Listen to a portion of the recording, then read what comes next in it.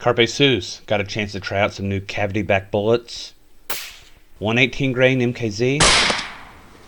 Got it to the range, sighted in, chronographed, and all in all was fairly happy with the results. The accuracy was very good, although the velocity was a little bit low. That will be upgraded in the future. The bullets had excellent accuracy at 100 yards and an average velocity of 2,390 feet per second. Here's a close-up of the group showing about a half-inch spread, and the masking taped square below it is a chemical hand warmer used as my thermal target. I also tested out the 105 grain version for the Grendel. Got about a 1-inch group and an average velocity of about 2,620 feet per second.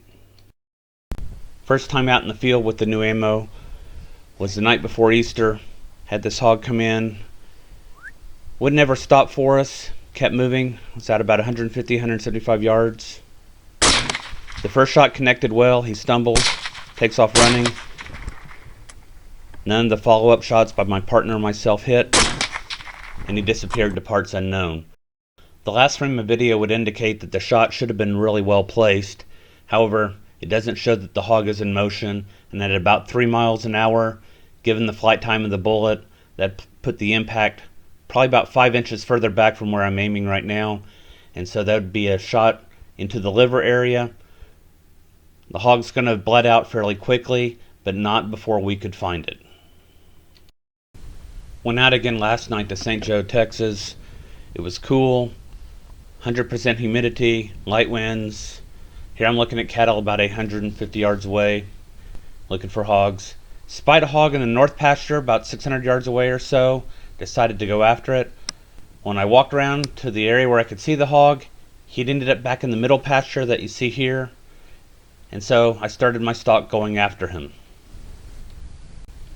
Here the sad part was, had I just stayed at my original point on the ridge top, I would have been in perfect position to take this hog earlier on. Instead I was left chasing it across the pasture. As I kept moving towards it, it kept moving away. It wasn't running from me. He was just going about his business, doing his normal rooting activities, moving through the pasture, searching for food. Finally, I'm getting a little closer to it. Then he moves away. And getting closer to it again.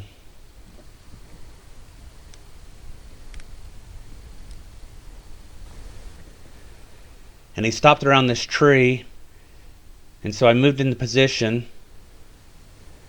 I need to move uphill slightly to get a better vantage point and to be firing in a safe direction, which here is to the southwest. So here I've moved up the hill a ways. The hog hasn't taken notice of me. The winds are almost dead calm at this point, and I'm just waiting for him to get in position for the shot. It's a non-traditional shot down into the top of the back, but I want the best chances for bullet recovery. He turned out to be a stinky, younger 210-pound boar. The bullet entered about here in the top of the back, center. With the skin removed, that's where it's entering into the spine area. Here I'm going to pull back the back strap to reveal the damage underneath. And you can see there's a considerable amount of damage where the bullet went in, breaking the spinous process off the thoracic vertebra, destroying the one thoracic vertebra and damaging the two alongside of it, and also breaking a rib and providing entry into the thoracic cavity. Here I spent the next 30 minutes looking for the bullet. What I discovered was a lot of bone fragments shoved into one of the lungs and a lot of blood filling the thoracic cavity, but no bullet. I finally gave up, decided I wasn't going to find the bullet, and started peeling back the hide so that it would make it easier for the vultures to consume the hog when I discovered the bullet here. It was at the contact point between the muscle and fat just under the skin above the right hip. So the bullet was found about here where the knife is. So it looks like the bullet entered the back, deflected off the bones, and traveled through the fascia down to where it ended up resting above the hip. Cavity back bullets are supposed to open into 3 petals, producing a nice triangular wound, which was not seen here.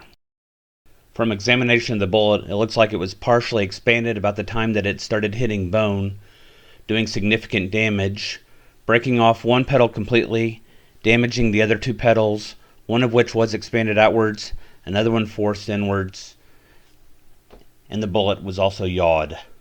You know, I think we probably would have seen more typical expansion had the bullet not hit heavy bone immediately after entry.